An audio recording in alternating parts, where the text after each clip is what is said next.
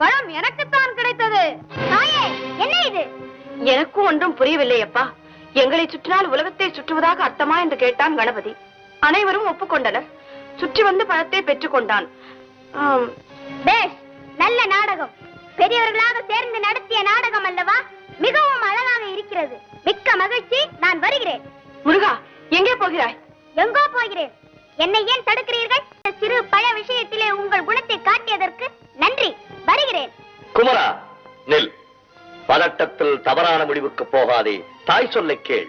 கேட்க மாட்டேன். தலைப்பிள்ளை தான் செல்ல பிள்ளை, இளைய பிள்ளை எடுப்பார் கைப்பிள்ளை என்று காண்பித்த உங்களுடன் இனி ஒரு கணமும் இருக்க மாட்டேன். எங்களை விட்டு எங்கே போகிறாய்? எனக்கென்று ஒரு உலகம், என் நாடு, என் மக்கள் என்று ஏற்படுத்திக் கொண்டு தனிமையில் இருக்க போகிறேன். முடிந்தால் என்னை எல்லாரும் அங்கு வந்து பாருங்கள்.